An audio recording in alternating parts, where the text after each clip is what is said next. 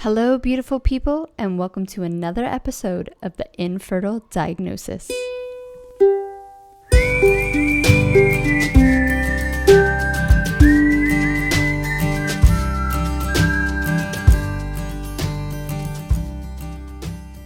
I'm your host, Monica Cox, and on this episode of the Infertile Diagnosis, we have our very first special guest. It's Clare from the PCOS Nutritionist. I was silently stalking Clare on Instagram and knew when I was starting a podcast that I had to have her on. Clare is a degree qualified nutritionist and an exercise scientist. According to the books, she was doing everything right. She was even running and competing for New Zealand at the World Champions. She was doing the hard work. She was tracking her calories in and her calories out, but it wasn't adding up. Her PCOS was flaring up.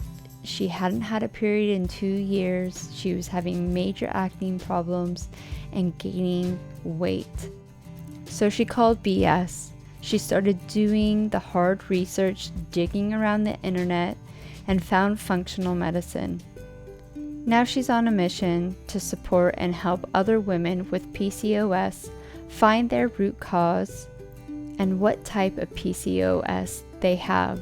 Because if you are a PCOS sufferer, you know that you get all lumped into one category, but it's not a one-size-fits-all diagnosis. I love Clare's story. She has an amazing knowledge about PCOS, but her story is what wanted me to bring her on here and share it with us. So if you can just tell us a little bit about your younger years and going into getting your period. Was PCOS something right from the start for you? No, not at all. No, I was always, while I was probably slightly later going through puberty, which is quite characteristic of PCOS for many people. It's not for some, but it is for others. I was probably about 15 when I got my first period. I remember kind of being the last in your class and things like that. And I always put it down to the fact that I was competing in sports. So I was quite, ever since I think I first started competing for New Zealand when I was 15 and running internationally. And so I was doing a lot of running and kind of put it down to that. But my periods were always super regular. It wasn't until I got to university that things started to become irregular. And again, my doctors, so I didn't have a period for about 3 years, and my doctors put that down to the fact that I was competing, like I was training quite hard. So I was competing in running, so in athletics and cross country, and then later in triathlon. And so I was training up to 20 hours a week, some weeks, twice a day. And so my doctors were like, that's perfectly normal. It's perfectly normal for you to lose your period when you are training that much. But the problem was I kind of knew a bit too much, because I was doing my degree in nutrition and my honours degree in exercise science at the time. And I was like, nah, that doesn't quite add up, because my other symptom is I'm actually putting on weight. Even though I'm doing all this training, I'm, studying nutrition, I know how to eat, I know what the sports nutrition guidelines are, I'm following those, I know I'm in a calorie deficit. So why am I putting on weight, not losing it? When all of the research shows that people that lose their period through training is because their body fat is too low. And I was like, it doesn't add up. It doesn't add up at all. But still, the treatment I got was, hey, well, here, take the birth control pill. It regulates your cycle. And then the other symptoms again were treated like very individually. So again, it was my weight. It was just like, well, you just need to eat less and exercise more. And I was like, well, not quite sure how we're going to do that. I'm already doing like 20 hours a week, so too much more. I'm going to be definitely in the overtraining category. And I knew that I was already in a calorie deficit of about 500 calories. So I was like, just doesn't add up. And it wasn't just my doctors telling me that either. It was like my nutrition lecturers. I would go and after 5 years of that, of university education, that was the summary about weight loss, is that basically it was just a calorie deficit. and you put on weight because you were eating more calories than you burned, and if you lost weight it was because you were eating fewer calories than what you were burning. And if people weren't losing weight, even though they said they were in a calorie deficit, it was because they were underreporting, i.e. they were lying about what they were eating. Mm-hmm. And I was like, you know what, I just don't believe that, because I'm seeing it in myself, and I'm a really motivated individual. Like if I can get out there and train 20 hours a week, I'm motivated enough to write down exactly what I'm eating, and I know all of this stuff. So if it doesn't, I just don't believe that that's the only reason. And so yeah, it was quite a significant like factor for me. And really, I came out of university and I was like, this just doesn't make sense. So do you think that your years training really hard and then doing a double degree during that, the stress and then the overtraining and then maybe the way you were eating as well, is that what kind of flicked on your PCOS for you? Yeah, I think for me it was, and this is the reason why we really need to treat PCOS quite individually. And what I do in my practice is we try and get to the root cause about why someone has developed PCOS. So PCOS is very much genetic. So we have the genes that predispose us to PCOS. But what we do know about genes is that they are flicked on, as you said, by environmental triggers. So stress being a huge one of those. So insulin being another large one. A thyroid condition can be another one as well. And so for me, looking back now, I can see how that definitely accumulated for me. So I am genetically predisposed to having my insulin not working properly. Both my grandmothers, one's got type 2 diabetes and one had a triple bypass, heart attack, which led to a triple bypass. And they now believe that anyone that's had heart disease is pretty much an undiagnosed type 2 diabetic or severe insulin resistance. So I can tell that I've got those genes there. And so even though I was training so much and eating what was at the time definitely the nutrition guidelines for sports nutrition, that wasn't necessarily the best thing for me and my genetic makeup. So I was having a lot of, high sugary sports drinks and gels. And for someone that doesn't process those sugars properly, i.e. that, because insulin is your hormone that helps store glucose or sugars into your cells so we can use them later for energy. But what happens in insulin resistance or pre-diabetes is that insulin doesn't work properly. It's not able to, if you think about it like opening the key of the door, it's not able to open that lock and get that glucose into the cell properly. And so instead of taking 20 minutes to get that lock open, it might take an hour, 2 hours, 3 hours, 4 hours. In the meantime, your body's overproducing insulin, and it's that insulin that then is running around in your body and causing your ovaries to overproduce testosterone. So that was a big part for me when I got diagnosed, was my testosterone was really high. And that was what was causing my irregular cycles. It was also causing acne for me as well. And it was contributing to my weight gain. So for me, in terms of how did I develop that? Well, genetics was a big part, and so was the high sugary drinks. Another massive part, and I know that this is something that you love to talk about too, Monica, is my gut health. And because I, as a child, suffered from really bad tonsillitis. So I would have had probably 20 courses of antibiotics before I was 10 years old. I was one of those kids that would get, like, as soon as I had like a late-ish night, I would be, the tonsillitis would set in within 2 days or so. So I remember missing school camps. I remember being so sick with tonsillitis, having so much that I would be vomiting from the bacteria. Like it was really severe. And again, quite a genetic thing. Both my parents had their tonsils removed. It was kind of one of those things that was, I was predisposed to, but both my brother and sister also had tonsillitis and their tonsils removed. So by the time I was 11, I got those removed. But what we now know is that those tonsils are your first line of defense for your immune system. So when we remove those, we remove our first line of defense, and that bacteria just goes straight to our lungs. And so consequently for me, in training when I was at university, when I was overtraining, when I was stressed, when my insulin wasn't working properly, when I was trying to write my honours thesis at the same time as competing over in Europe and World Triathlon Championships, I was getting recurrent bronchitis now. So while I wasn't getting the tonsillitis, it had just moved down into my respiratory system, and I was getting recurrent bronchitis and pneumonia. And so again, I was on antibiotics for like 6 months in a row. Like I didn't have a break virtually didn't have a break from antibiotics in 6 months. So, and what antibiotics do is that they completely wipe out all our gut bacteria, good and bad.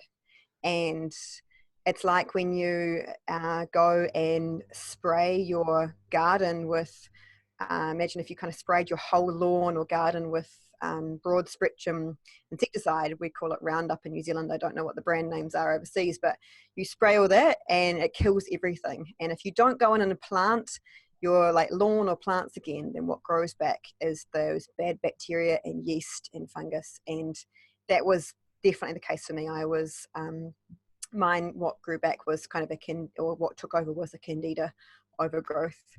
And when we have that bad bacteria or too much bad bacteria, not enough good bacteria, yeast, fungus, etc., like that, then we know that means that you absorb more calories and carbohydrates from your food. So again, that was compounding this whole insulin picture for me. So it was very much multifactorial, and that's what we see in most cases in something like PCOS. Is it's not just one thing. There's often many different contributing factors.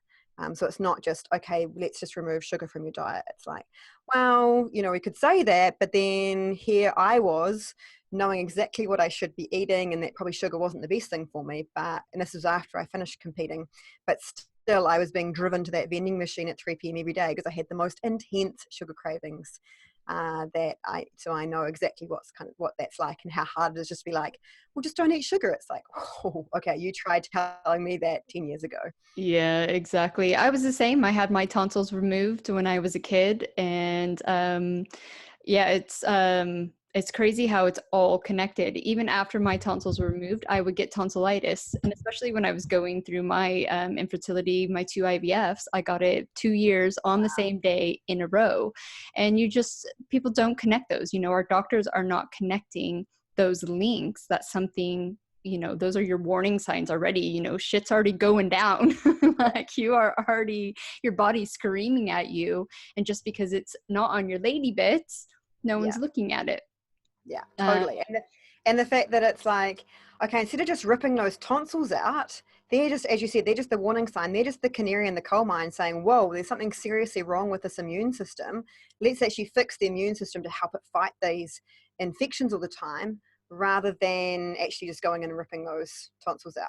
Yeah, exactly. And the same thing, I mean, like, God, the amount of women that I've heard who go in for endometriosis laparoscopy, and then they get at the end of the surgery and the surgeon's like, oh yeah, and we just removed your appendix as well. And it's like, why?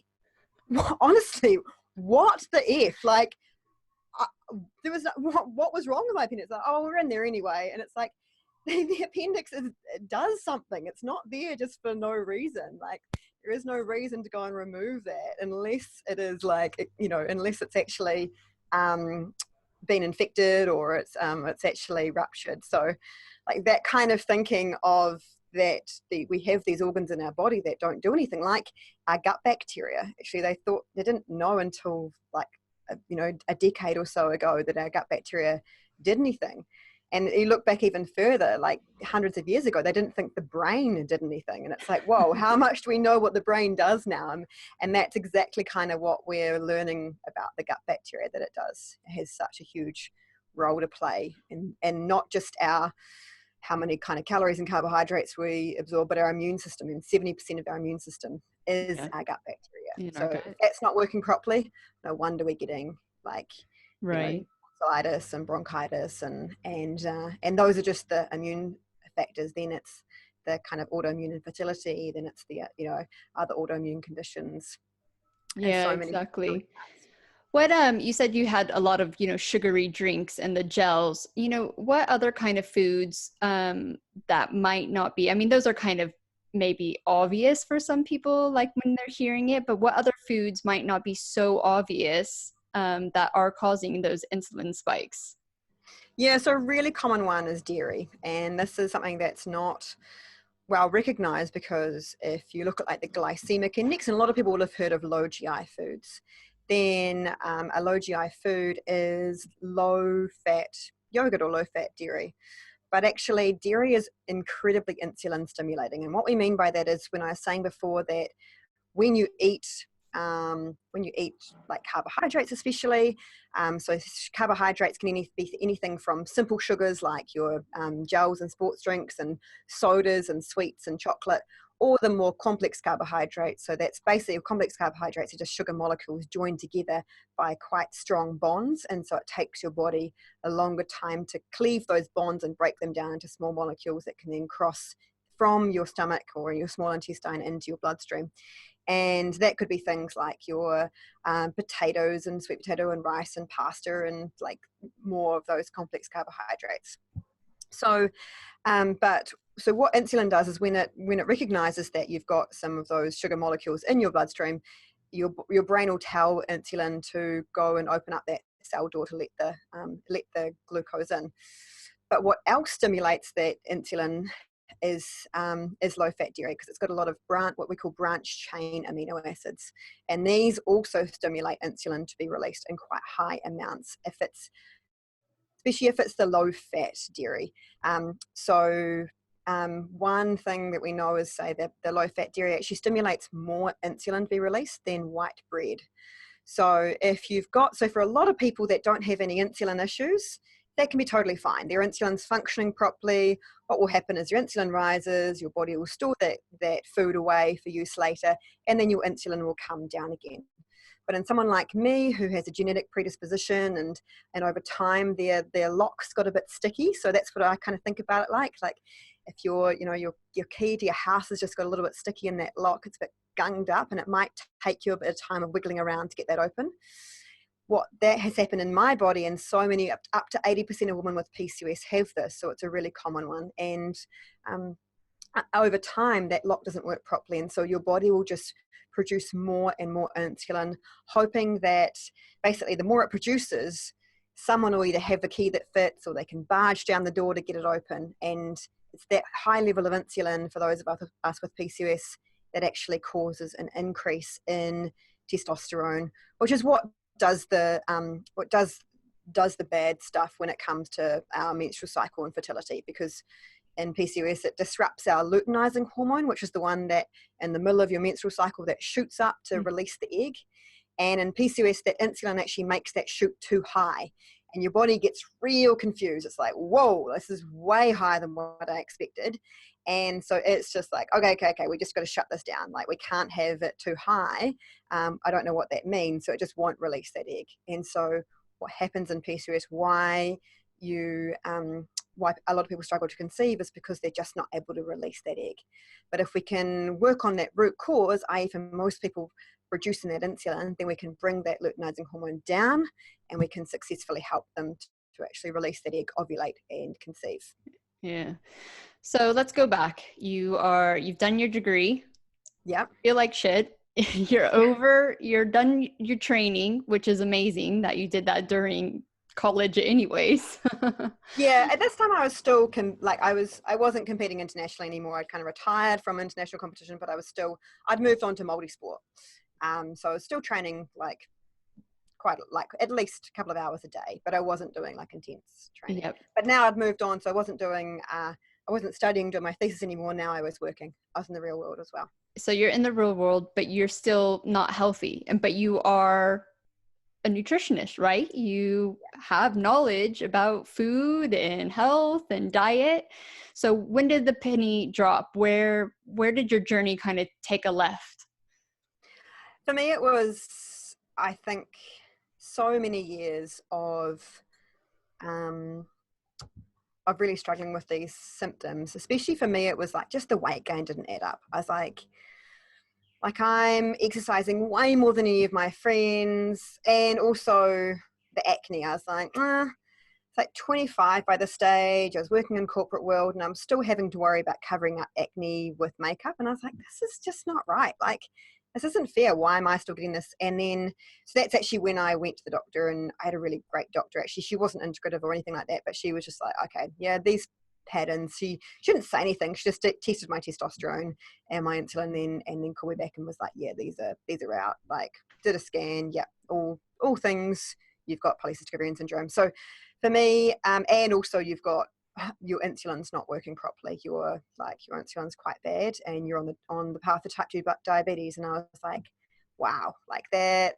To me, like having, still having, been an athlete for years and sat through so many lectures where we got taught that insulin resistance or type 2 diabetes was a completely avoidable disease, and basically it was a disease of people that were just too lazy and ate crap. And I was like, wow, again, this doesn't stack up for me. So that's when what got me looking further. So I basically visited every women's health doctor in Auckland where I lived. I went to different naturopaths, and no one could really provide me a good answer, or anything I tried just didn't really work. So that's when I started I was like, wow, I'm not going to roll over and just, accept that type 2 diabetes is my fate. I'm going to, we're going to try and do everything we can about this. So that's when I just started looking further afield and eventually finding this area of skill, I guess, called functional medicine, which is all about treating the root cause of chronic illness rather than treating the symptoms like the medical world had been for me, like treating my irregular periods or missing periods with hormone and birth control, treating my acne with low-grade antibiotics, and treating the weight gain with a calorie kind of driven approach. And that was when I got onto that and realizing being able to put all of the pieces of the puzzle together for me, like the gut health stuff, like the diet part, and why I could gain weight on that, but my other competitors or my other training buddies were absolutely fine on that kind of diet, and why again, similar how stress plays into this with A, over exercising, and B, trying to cram in study and honours thesis, and also just trying to live and be social as well, and how that could definitely play a role. Yep. And where did you find your functional medicine? Was it a practitioner or just like a website? So I actually completed my functional medicine training through Chris Kresser, Okay. and I found Chris through his podcast. And I was a really early adopter in podcasts. I started listening when I was in about 2009. And it was him, through that I was like, wow, yeah, this makes so much sense, and started doing more research and then more training in that. Yeah, it's I listened to Chris a lot and a few other people, and you just had to get out of your zone of your lady bits, right? There was nothing out there, and you just started listening to anything and everything you could possibly get your hands on, and you slowly pieced it together. Yeah, I totally feel you on that. And so you started doing it. Was it really hard to rewire your brain in not only thinking that way, but eating that way, living that lifestyle? Because it's not just down to diet, it's your whole lifestyle, your sleeping, your training that has to change to really have an impact. Yeah, absolutely. For me, it was letting go of that overtraining. I think was probably the hardest thing, because I felt like it was the only thing that was keeping my weight from really spiraling out of control. Like I thought, man, if I'm running an hour a day, plus doing a CrossFit session, plus doing, some yoga and stuff as well, hot yoga, because obviously that burned more calories, not walking because running burned more calories.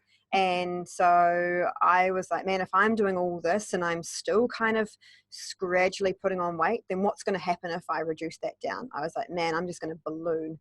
And that was a huge psychological thing for me to get over, is that fear of cutting back that exercise. And so this is why I can be so empathetic with so many of my patients who are in the same boat, because I see, like, I went through that exact challenge.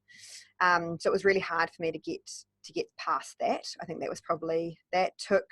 would say that really took probably 5 years from when I first started learning about cortisol. And the other person that really kind of flipped this into place for me was a woman, Dr. Libby, who's a really amazing, she's like a hormone nutritionist. She's got her PhD in kind of endocrinology and in the study of hormones. And it was her first book, Accidentally Overweight, that I was like, okay, yeah, this isn't just a calorie thing, and how hormones, and especially our stress hormone cortisol, can play a role. And so it was probably about 5 years from sort of reading that book to going through functional medicine training, and to really, I was quite, I guess, I was sort of thinking, this doesn't apply to me. I've always trained lots, and so therefore my body is just able to cope with more training than what the regular person would. So I was very much justifying why, and really it was just a coping mechanism for being scared about what that was going to do to my body if I stopped training and stopped burning as many calories as what I did a day. Really, was what I put it down to. Because I would imagine your calorie intake kind of went up because you're now eating healthy fats. Yeah.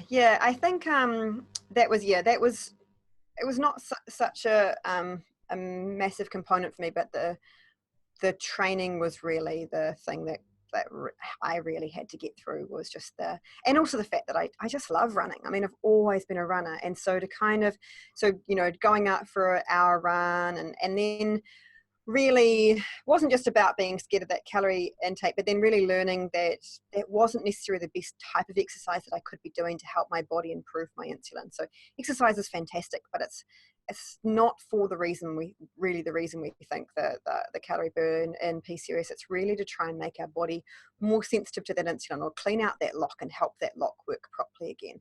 And running really isn't the most effective way of doing that. And so for me, it was really trying to rewire my brain to be like, okay, it doesn't mean that you have to stop running for life. It's just probably for the next 6 months or so, you've really got to put some pretty strong effort into how you can actually improve that insulin sensitivity. And face the music, Claire, running, you've read the research, running is just not working for you.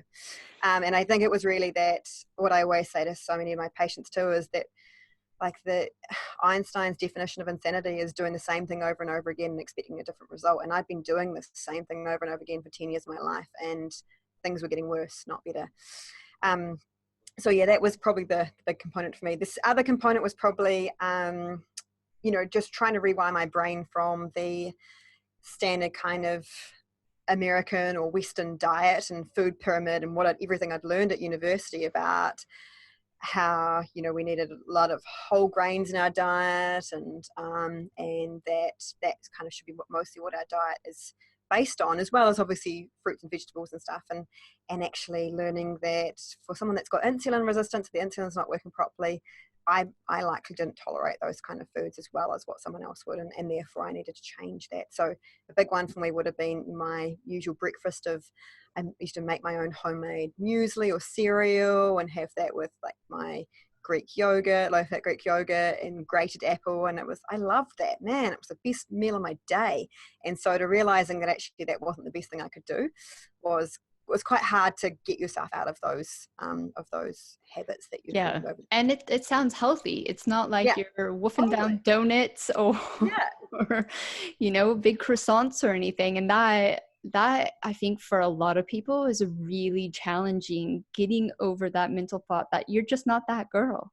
You're not that girl who can eat and drink and train hard and seemingly be healthy or get pregnant. And that is a major mental block, especially like for me, I was deemed healthy and normal, and watching everyone else have babies that were more unhealthy than I was, or maybe having some issues. It's super frustrating, but like you say, it just, people get frustrated that they do a diet for 6 months and their ultimate goal of whatever they're achieving, let's just say it is having a baby, isn't happening. And the thing is the body just doesn't work like that for a lot of people. It does take a really long time to heal, and you have to cut yourself some slack that you're just not, not all of us. I think there's a really small proportion of people in the world that are just going to do it 100%, everything perfect. You have these habits and this lifestyle that is your identity, and you're basically, have to let go of that. It's almost like a grieving process. Yeah. And I think one of the hardest ones was turning into someone that was kind of needy and high maintenance about food.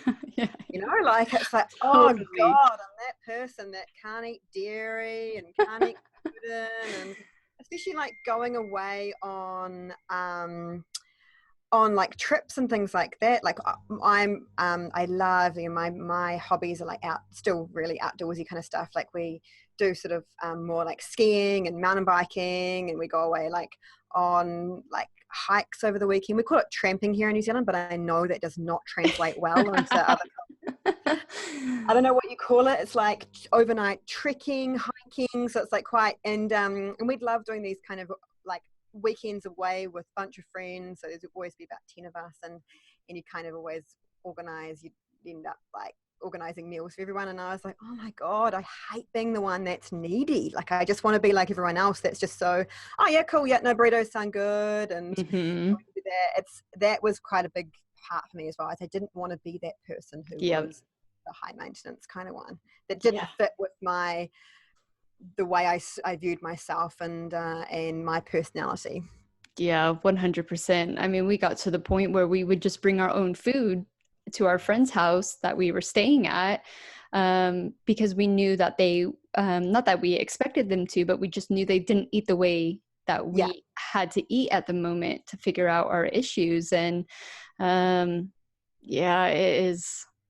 it's just hard at first. You're right. It's just you are that, you know, needy person, and you feel like an idiot. Like I remember like sitting at restaurants just going, I can't eat that, I can't eat that, because for me, I can't eat tomatoes, and that's a huge part of most cultures' diet. You know, you just can't go anywhere, you can't have peppers, you know, it's all those nightshades. And yeah, it's just hard. But the thing is I just kept reminding myself, at the end of the day, your ultimate goal is achievable if you do this, and it just doesn't matter what people think, because when you achieve your goal, or you're feeling good, you're feeling healthy, you know, they won't look at you anymore and go, you know, and I don't know, doesn't matter what people think.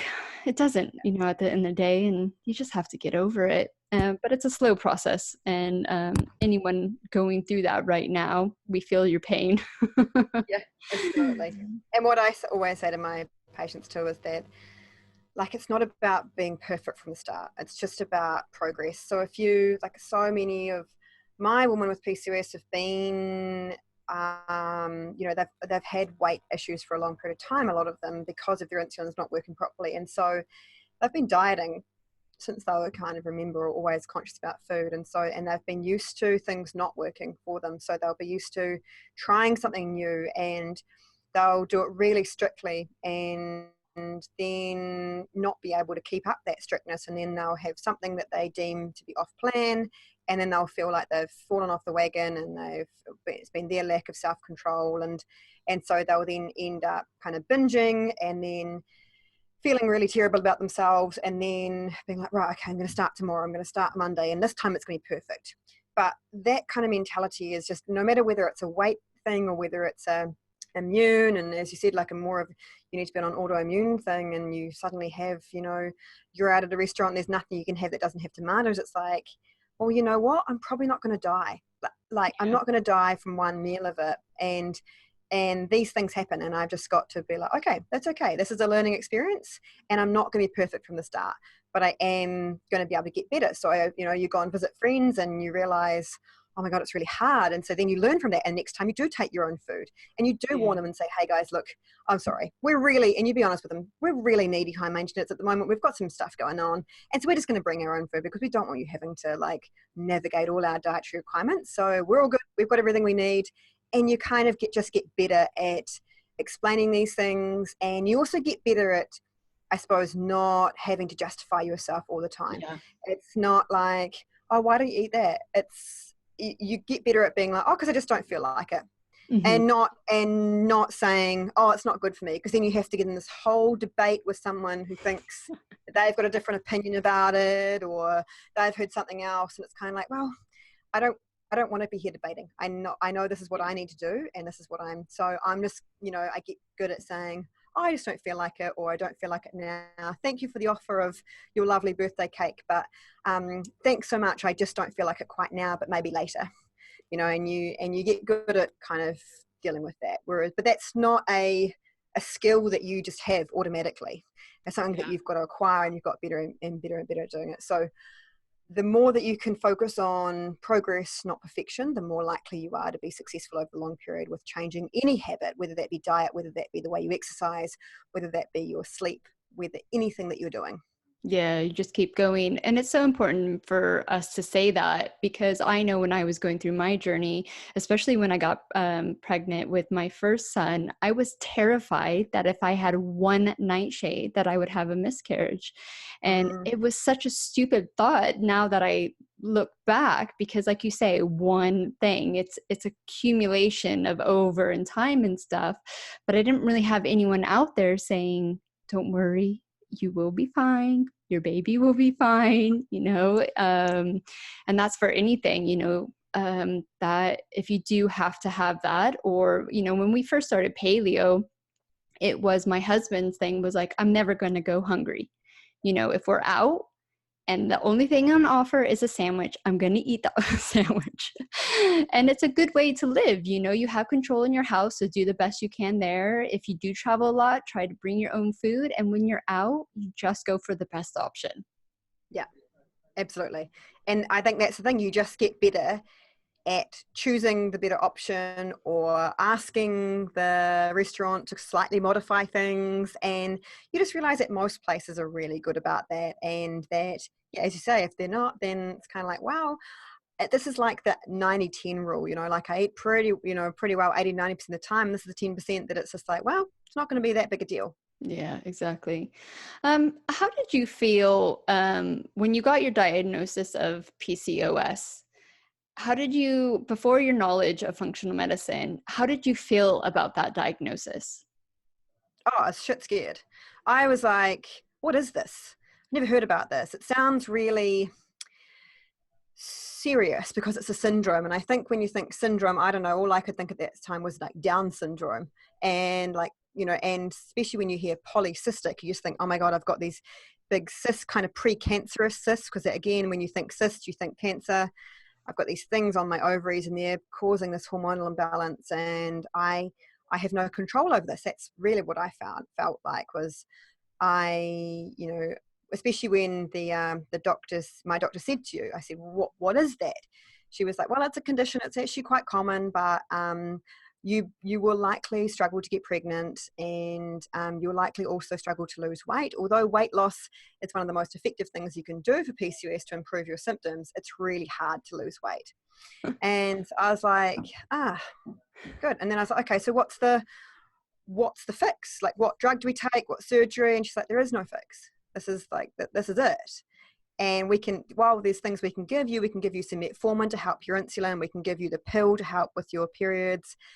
There's nothing we can do to cure it. It's not curable. And so all of that combined, all that information in about a 5-minute process, my mind was just going wild. I was like, as I said, I was like, oh my God, I've got these massive precancerous cysts that are producing testosterone that I don't have any control over. I'm going to be one of those barren women that can't have children, and my mind was racing forward to that stage. And I'm always going to be overweight, and I'm going to get diabetes. And so it felt really, I kind of went through a phase after that of sort of the, just, I don't know, it's not really acceptance, it's more sort of the victim mode, where I was like, oh, this is poor me. This is what I have. I can't do anything about it. Why me? So unfair. And then I think it took me a few months to really get to the stuff that. There's let's see what else we can do. That's one person's opinion. Let's see what else we can find out here. And that's when I started to actually investigate and question and look further. And the kind of naturopathic and world had always been a bit woo-woo to me, going through nutrition and exercise science at uni. It's very medical based. It's very this is medical world, and anything outside of that is kind of woo-woo and doesn't have a lot of research behind it.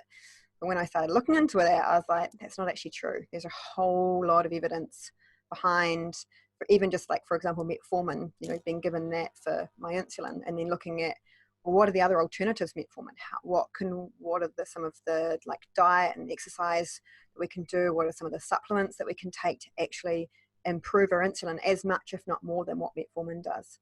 And so really it was, for me, it was very much about getting outside of that medical bubble and looking at what other options there were out there. Yeah, exactly. And nowadays there's so much more than probably when you were going through it. And I think it's just so much easier, but yet I'm sure you find it too. People still just backlash on it, and they still think there's absolutely no link between diet and lifestyle and your health. And I always kind of hope that it's only 10 years, but we'll see. The jury's out on that one. Yeah. I think the good thing in PCOS is just that there was a Monash University in Melbourne last year did a best practice kind of meta-analysis at PCOS, and they were sort of one of the first international guidelines that came out and stated that, lifestyle change is kind of should be one of the first line defenses against kind of PCOS and to help with PCOS. So I think from there you've got quite a well recognized guideline that is now stating that. I think the problem is they don't actually go into any detail about what that should look like. It's very much still, like the classic, food pyramid guidelines, just basically eat well and exercise more. And it's like, well, we actually need to get a lot more granular for the individual about what they need to do. So for 70 to 80% of women with PCOS, like your insulin's not working properly, but for 20 to 30% it is. So you've got very different dietary guidelines there for those two groups. For others, it might be a thyroid and autoimmune condition, which again needs very specific diet and health guidelines. For others, that is high, their adrenal glands, their stress hormones aren't working properly. Again, it's like actually diet isn't one of my top priorities for them. It's actually just getting that stress under control. And so we need to get a lot more granular with the individual about treating their personal root cause. Yeah, exactly. So when you found functional medicine and you're like, okay, I'm in this new lifestyle, were you happy about it? Were you happy that you found and you were okay mentally going, this is how I'm going to have to live my life? Yeah, it wasn't too, once I think for me it was when I started to feel better. I was like, okay, right. Yeah, this is okay. I'd kind of got through that grieving process of the fact that I was getting over that identity that I was no longer an endurance, distance athlete. But the fact that I was able to wake up now feeling semi-refreshed, not like I'd been hit by a bus. I was able to, for the first time in my life, feel I could actually lose weight, and my periods were back. I was like, okay, yeah, this is kind of the and so for me, changing my lifestyle was nothing compared to actually the improvement I saw in my symptoms. So I was like, you know what, I'm totally happy to give up some of those foods and to train a different way if I can feel like this. And how long did it take from starting to kind of getting to that emotion? Years. This is not a week, 2 week, and this is what I constantly educate women going through my PCOS protocol program, which is a 8 to 12 week program. You're not gonna reverse this in 8 to 12 weeks. Okay? We're going to give you the foundations for helping you understand why you need to change your lifestyle and why that's going to help you and all the tools that you can do that, but you're not going to improve your symptoms in 12 weeks. So if you're like, at the end of the 12 weeks, it's like, oh my God, I haven't lost a pound. It's like, not surprising, because you've had this for 3, 5, 10 years. It's going to take some while, as you said, to kind of fix that hormonal foundation to allow your body to actually start repairing and to be able to allow your hormones to be able to actually lose some of that weight and actually access some of your stored fat to burn that for energy.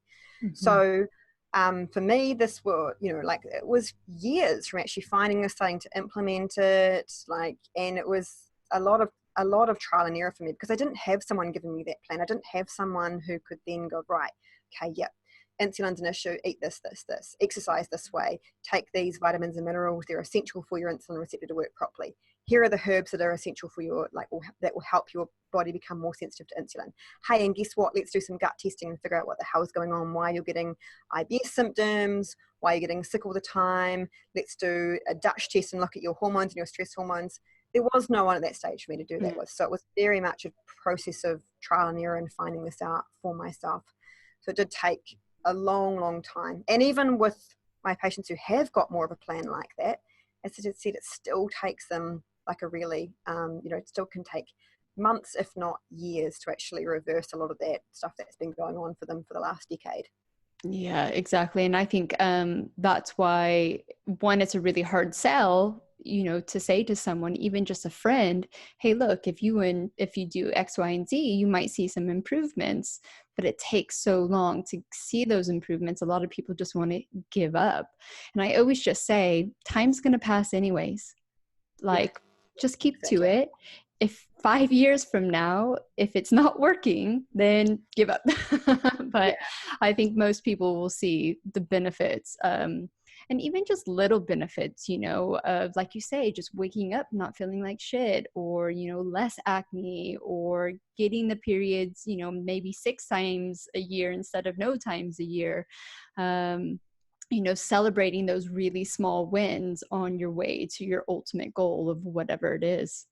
yeah. And I think the really important thing for people is to really not focus on those external like symptoms. We often we often change our lifestyle thinking that we should be rewarded by an improvement in our symptoms. So it's like that, oh, I'm putting in all this hard work, I should be rewarded by better skin, I should be rewarded by getting pregnant or by losing weight or something else. And if we look at it that way, then we're only going to be disappointed likely. Mm-hmm.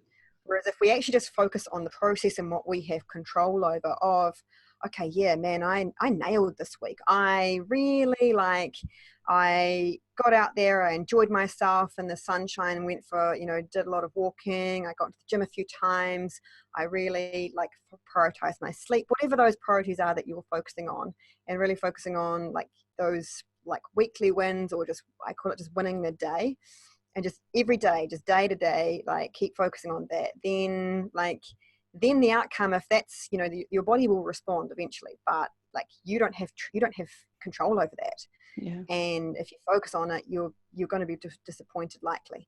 I mean, some women can respond super quickly. So I've had a lot of women who have been, say, resistant to Clomid, and they come to me and we figure out that their insulin's not working properly and their stress hormones aren't working properly, or they've got high thyroid antibodies, and we address that root cause, and they haven't had periods for years, and suddenly they'll get their period within a month, and then they'll be pregnant 4 months later.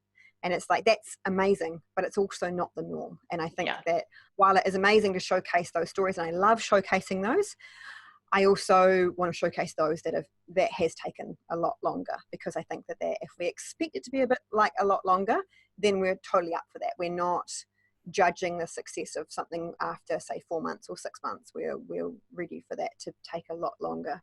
Yeah, we just want instant gratification, don't we? That's just, we're wired for it.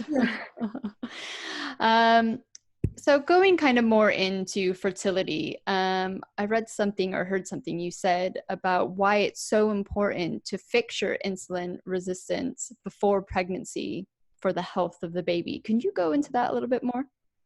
Yeah, absolutely. And that's something that I'm super passionate about, because our medical model is very much down the line, especially when you've got PCOS. They'll probably say to you that you'll probably have trouble getting pregnant, but don't worry, just stay on the pill, and then when you do want to get pregnant, come back and see us, and we'll give you metformin or clomiphene or letrozole, one of the fertility drugs that help induce fertility, or in the case of metformin, it just makes your body more sensitive to insulin. But the problem with that is that we're not adequately informed about the risks to us as an individual, and also to the baby, of those drugs, and of not fixing the root cause. So for most women, if metformin's going to work, the reason for that is because your insulin's too high. And as I mentioned before, your insulin is driving up your luteinizing hormone, the one that spikes up in the middle, and actually stopping you from, well, it's too high, which means that you're not going to ovulate. The other thing it affects is that it affects the quality of the egg, and it affects the amount of progesterone that you have. And if you don't have enough progesterone, then you're more than likely to miscarry. And this is why the rates of miscarriage in PCOS can be higher, is because the progesterone, or I call it the nest. Progesterone keeps your uterine lining, or the nest that keeps the egg safe, until week 10 or 12, which is when the baby can produce its own progesterone. until then, your body has to produce the progesterone for it. If you don't have enough, that uterine lining is going to collapse and you're going to miscarry. And so if we just, like, instead of actually fixing that root cause of fixing the insulin, if we just give you something like clomiphene or letrozole, then you're going to be at much greater risk of gestational diabetes and preeclampsia, which is high blood pressure in pregnancy, which can cause seizures and can be fatal. And you only have to look at the research to show that women with PCOS are like exponentially at greater risk of developing like these conditions, because pregnancy already makes your body less sensitive to insulin. So it's already like an insulin resistant state. And if you've already got some insulin resistance, then it's just going to make that worse. And that's why you can actually develop that pregnancy diabetes or gestational diabetes. So this is why it's, you know, it's super important. And those like the clomiphene and the letrozole are not going to protect you against that. So that's why it's, you know, super important to actually bring that insulin down. You'll then likely be able to ovulate yourself. But if you do still need the help of the letrozole and clomiphene, cool, go for it. But you're going to be doing that in a much better state for your own body. So that's kind of the reason. The other reason is that I'm not a huge fan of metformin. I think that it's a better because it's actually addressing the root cause of the insulin, but they haven't done any long-term studies on its use in women. And if you were like me and getting prescribed metformin when you're 25 and told there's basically you've got to stay on that for life, you're looking at, you know, 3/4 of your life or 2/3 of your life you're on a drug that we don't know. We have no safety information on for more than, say, a year at a time. So again, that's down to informed consent, and you not knowing that actually, and I got told that this is a safe drug. This is one that we know, you know, is pretty good. And I was like, well, actually you don't. There is no safety information on it for more than like a year at a time. Mm-hmm. And there was at that time no safety information on it in pregnancy either. And last year they actually released the first study on safety of metformin during pregnancy that followed women for 5 years from preconception right through to the baby was 4 years old. And they took a group that were given metformin, and they took a group that weren't given metformin, and they followed the health of that baby for 4 years. And they found that the metformin group, so the babies that were exposed to metformin in the womb, were 40% more likely to be overweight at 4 years old than those that were not exposed to metformin. And again, that to me is like, we're not telling women this. We're not telling them that, yeah, you might get pregnant, but actually there is a real risk to your baby and their metabolic health. And so this is why I think we need to change our mindset from the goal is not getting pregnant. Mm-hmm. The goal is having a healthy baby and a healthy pregnancy. And if we can change that mindset, then we actually are more likely to address that root cause. If it might take us a bit longer, yeah, but in the long run, we're actually going to have a much more, you know, the chances, it's not a guarantee, but the chances are much higher that we're going to have a better time during pregnancy, and our baby's going to have a better time during, you know, their life as well. Yeah, exactly. I mean, my focus changed actually after I had my first son and found out, you know, about autoimmune paleo and epigenetics and all that. It was really important for me because they were treating me with steroids and interlipids, and there is no research on that to the long-term health of a baby. And also, you know, what you eat during your pregnancy highly affects, you know, your child and, you know, their later health in life. And yeah, it massively, you know, reshifted my focus on, you know, getting pregnant and having a healthy baby and doing the best that I can. And like you say, there is absolutely no guarantees, but if you have that knowledge, then I feel like you have that responsibility to do something with it. Yeah, super important. Yeah, and then you can, to me, it's just all about making that informed choice as well. It's like, if I know what the risks are, I know what, then I can make my own decision. But if I'm told, oh yeah, okay, just take metformin, you know, come off hormonal contraception, take metformin, it will help you get pregnant.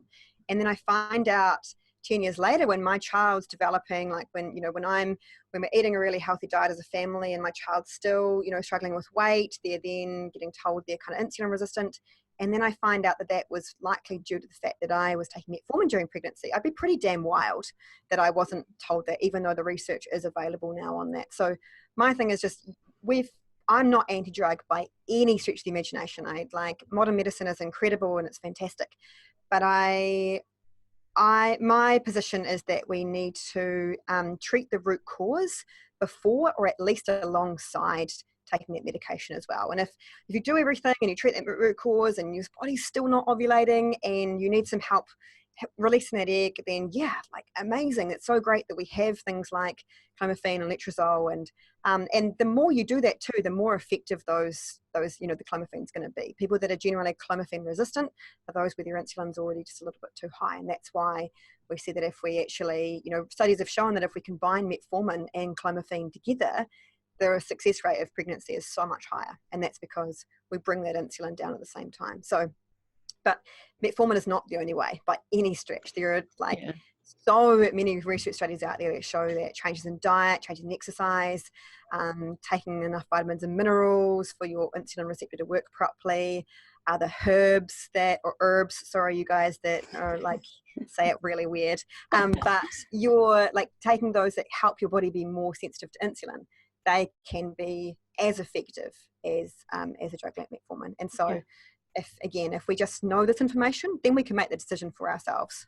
Yeah, exactly. And there's just no losing when you improve your health, and that's right. There's no risk to it, whereas there is risks to these like medications. And that's what I'm like, as health professionals, your first kind of like, the ethos behind it is to do no harm. And I think that if we actually treat that root cause and change our diet and lifestyle, then there's no way we can do harm. So why not give that a try at first, or at least alongside what we're using? What's your personal opinion on why the medical world has not necessarily caught on as quickly? Like for me, I feel like I'm just a normal person. Like I didn't study a double degree in science nutrition, but I went out and I found this information. I did it for myself. I proved that it worked. And why do you feel I don't want to generalize everyone, but what is it? Why do you think it hasn't caught up yet? It really stems back to the medical training institutions, so your med schools, which so science is very much based on randomized control trials. So randomized control trials are like seen to be the gold standard. So that's when you only change one factor. So basically you control everything else in the study. So you kind of control for age and weight and like anything else you can think of that might change this study. And then you just change one little thing. And in health, when it comes to lifestyle change, that's a really hard thing to do, to control that, because when someone changes the way they eat, they change a whole lot of their vitamins and minerals. Then they change their calorie intake. They often will then lead them to take up other more healthy habits like exercising or not smoking or not drinking. And so it's really hard to actually put something down. And also in the way that the body works, it doesn't just work that, one thing like, oh, we just change your diet and that improves your insulin. It's like, nah, we've actually got to make sure that you've got all the vitamins and minerals you need. We've got to make your muscles more sensitive to insulin. So why a study might come out and be like, oh no, change in diet did nothing for improving insulin sensitivity. It's like, well, what if we actually did all of these things together? Would that work? And yeah, we likely can. But while we have this opinion that we have to just change one thing, is we're never going to be able to really prove that a combination effect of all of these things is as effective. Whereas for drugs, it's really easy. We either give the person a drug or we don't give them a drug. And I do think that that the pharmaceutical industry has a huge part to play in that. I mean, that's in training our doctors, that's what they get taught, is like, okay, here's the condition, here's the symptoms, here's how to diagnose it, and here's the treatment. It's either this drug or this surgery. And that's really all they've got in their kit bag from being taught at medical school. They're not taught, okay, well, this is how we change their diet and exercise, because like when it comes to really what our medical world is great at, which is emergency care and acute care, like those lifestyle things take too long to work. Like if someone comes in having a heart attack, you're not going to be like, oh, okay, we need to change your diet. It's like, now we've got to deal with that issue right now and save that person's life. And so of course that's the most important thing. But what I believe medical, like where we need to go with medicine in the future, is that we have two completely different streams of, well, not different streams, but we have two streams of medicine. So one is that emergency acute care, which is what our doctors are currently trained in, which they're incredible at. And then we have our lifestyle medicine, which is more the like chronic conditions like infertility, like polycystic ovarian syndrome, heart disease, cancer, etc., and actually doing that preventative care, which will then ease the burden on the like traditional medical world as well. Yeah, exactly. And obviously everyone's so different. They react completely differently. And I think you've set up a great PCOS protocol that really highlights that. It's, you know, people get lumped with these diagnoses, but you actually have to look at the individual. Tell us a little bit more about your protocol. Yeah, so what I found when I kind of went through my own journey of figuring it out, I was like, yes, I've nailed it. I've got the answer for people with PCOS. And so I started like seeing my patients and I was like, right, do this, this, this. And then I was like, and then after a few months, I had patients that didn't respond. And I was like, what the hell? Like, this is the answer. This is what I did. This will work. But it wasn't working for them. And I kind of went back to kind of my functional medicine training, and I was like, of course, Claire, you're kind of going to the age old, okay, yes, one thing will fix all, and that's not the case. So I really realized that there was a lot of different factors that could affect our hormones getting out of control. So for me, while it was definitely my insulin and my stress hormones and them being caused by gut health issues and high stress and not enough vitamins and minerals and diet and stuff, that's not the case for everybody.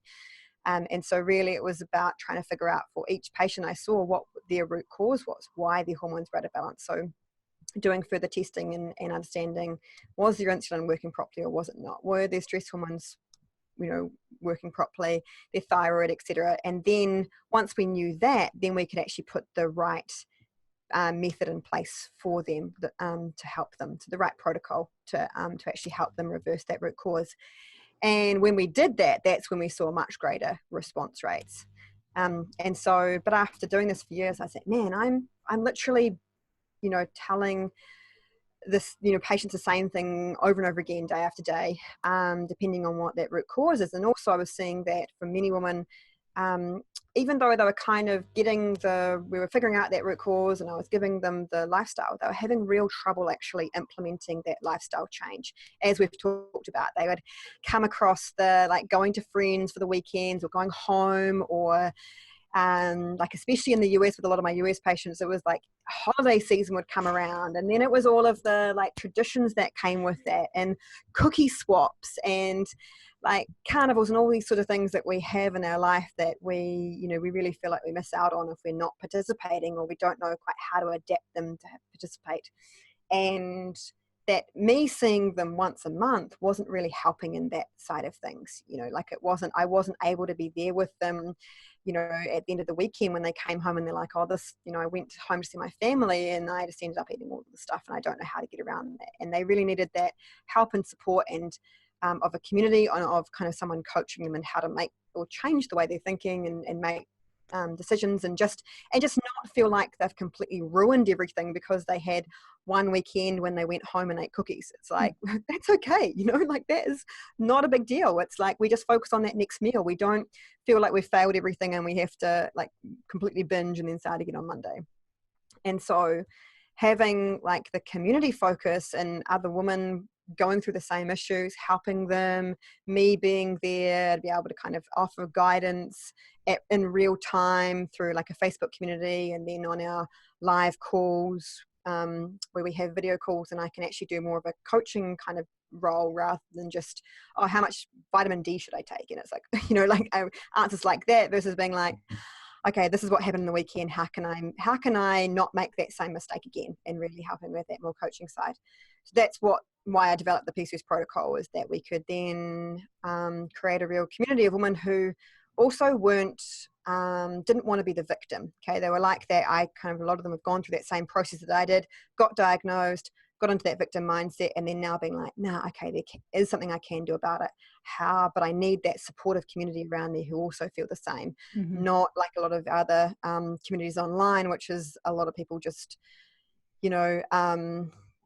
complaining about their symptoms, or like what drug should I use for this, or just looking for that kind of quick fix. These were women who really wanted to treat that root cause and believed in how that could be effective. So that's exactly kind of why we create the protocol. Was it's not just about the identifying that root cause for the individual, like figuring out, okay, is it your insulin that's not working properly, is it your stress hormones, is it your thyroid, is it a combination of all of them? And then being like, okay, so if it is your insulin, this is what you should eat for breakfast. This is what, these are the other lifestyle things. Like, forget about the exercise for a while. Let's just focus on your sleep. Like, here are the vitamins and minerals you're going to need. And it's not just that kind of what factor, it's also the how, and the like how to implement this into your daily life. Yeah, exactly. I know there's a lot of people out there just feel so overwhelmed. You pick up the book, it says, lose 30 pounds in 8 weeks, and how many books do you have on your shelf, or how many infertility books, or it is so much more than just here it is, do it. It is a big support. It's gonna, it's a long journey. So it's great that you've built a community for women out there. Tell us where we can find you.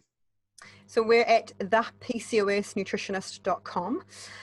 It's our website. That's where you find all the information about the PCOS protocol. It's just thepcosnutritionist.com/the PCOS protocol. Also on Instagram at the PCOS Nutritionist, and Facebook via the same as well, as probably the best places.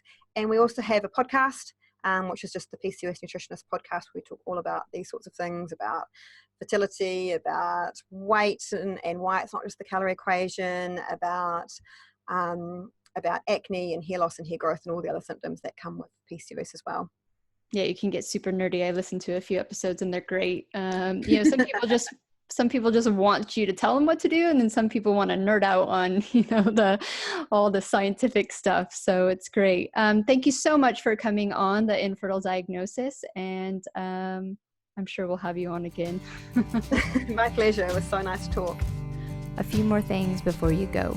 If you like what we're doing, please leave a review and or a rating. We would greatly appreciate it, and it would totally help us out. Also, if you like to connect with either of us, you can find me, Monica, over at mymindfulme.com, and you can connect with Sarah over on fabfertile.com.